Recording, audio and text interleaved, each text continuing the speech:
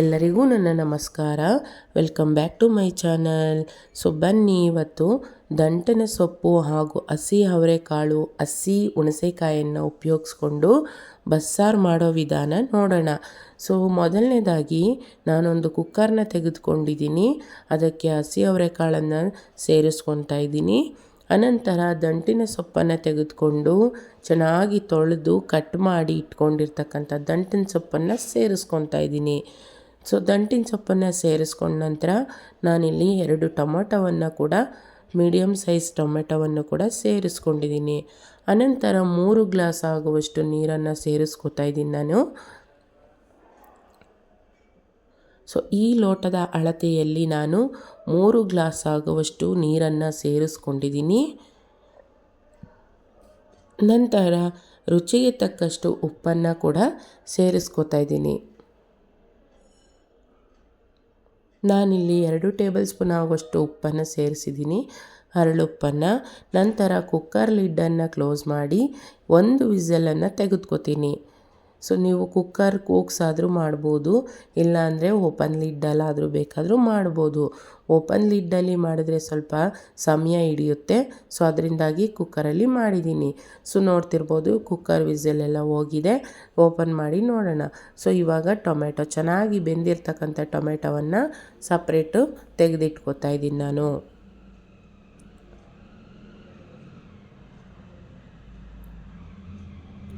ನಂತರ ಕಟ್ಟು ಮತ್ತು ಕಾಳನ್ನು ಸಪ್ರೇಟ್ ಮಾಡ್ಕೋಬೇಕಾಗುತ್ತೆ. ಸೊ ಸಪ್ರೇಟ್ ಮಾಡ್ಕೊಳ್ಳೋದಕ್ಕೆ ಒಂದು ಅಂದರೆ ಹೋಲಿರ್ತಕ್ಕಂಥ ಬಾಣಲಿಯನ್ನು ಉಪಯೋಗಿಸ್ಕೊತಾ ಇದ್ದೀನಿ ನಾನು. ಸೊ ಅದಕ್ಕೆ ನಾನಿವಾಗ ಬೇಯಿಸಿಟ್ಟಿರ್ತಕ್ಕಂಥ ಸೊಪ್ಪು ಮತ್ತು ಅವರೆಕಾಳನ್ನು ಬಸ್ಕೊತಾ ಇದ್ದೀನಿ. ಸೊ ಇದನ್ನು ನೀರು ಸಪ್ರೇಟು ಹಾಗೂ ಸೊಪ್ಪು ಸಪ್ರೇಟು ತೆಗೆದಿಕ್ಕೋಬೇಕು. ಅನಂತರ ಬಸ್ತಿರ್ತಕ್ಕಂಥ ಕಾಳು ಮತ್ತು ಸೊಪ್ಪಿನ ಜೊತೆಗೆ ಹಸಿ ತೆಂಗಿನ ತುರಿಯನ್ನು ಸೇರಿಸ್ಕೊತಾ ಇದ್ದೀನಿ. ಸೊ ಇವಾಗ ಇದನ್ನು ಚೆನ್ನಾಗಿ ಮಿಕ್ಸ್ ಮಾಡ್ಕೋಬೇಕಾಗತ್ತೆ. ನಂತರ ಇದು ತಣ್ಣಗಾಗ್ತಾ ಇರಲಿ.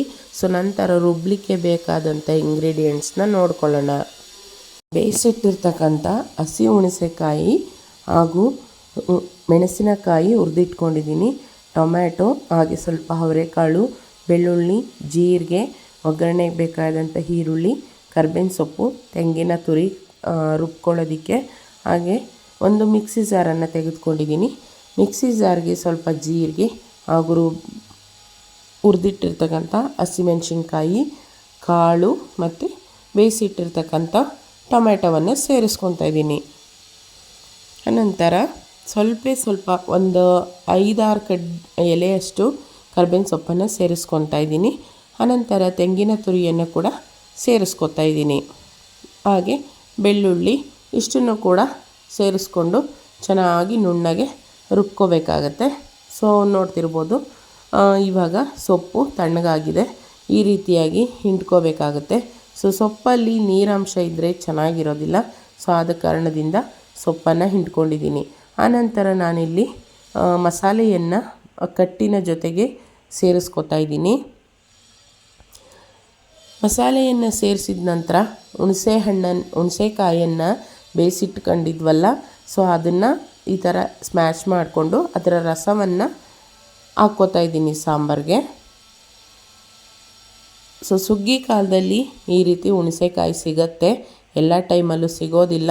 ಸೊ ಈ ರೀತಿಯಾಗಿ ಹುಣಸೆ ಹುಳಿಯನ್ನು ಬಿಟ್ಟು ಮಾಡೋದ್ರಿಂದಾಗಿ ಹಸಿ ಕಾಳು ಸೊಪ್ಪಿನ ಸಾಂಬಾರು ತುಂಬಾ ರುಚಿಯಾಗಿ ಬರುತ್ತೆ. ಸೊ ಇವಾಗ ನಂತರ ಒಂದು ಪ್ಯಾನನ್ನು ಇಟ್ಕೊಂಡಿದ್ದೀನಿ. ಸೊ ಸೊಪ್ಪನ್ನು ಒಗ್ಗರಣೆ ಹಾಕ್ಕೊಳ್ಳೋದಕ್ಕೆ ಸ್ವಲ್ಪ ಸಾಸಿವೆಯನ್ನು ಹಾಕ್ಕೊಂಡಿದ್ದೀನಿ. ಇನ್ನು ಸ್ವಲ್ಪ ಸಾಸಿವೆಯನ್ನು ತೆಗೆದಿಟ್ಕೊಂಡಿದ್ದೀನಿ. ಸ್ವಲ್ಪ ಕರ್ಬೇವಿನ ಸೊಪ್ಪು, ಹಾಗೆ ಈರುಳ್ಳಿಯನ್ನು, ಸಣ್ಣಗೆ ಕಟ್ ಮಾಡಿರ್ತಕ್ಕಂಥ ಈರುಳ್ಳಿಯನ್ನು ಸೇರಿಸ್ಕೊಂಡು ಚೆನ್ನಾಗಿ ಫ್ರೈ ಮಾಡ್ಕೊತೀನಿ.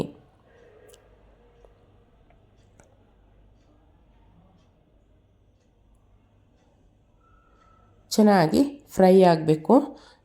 ಇವಾಗ ನಾನು ಒಂದು 3 ಒಣಮೆಣಸಿನ್ಕಾಯನ್ನು ಮುರಿದು ಸೇರಿಸ್ಕೊತಾ ಇದ್ದೀನಿ.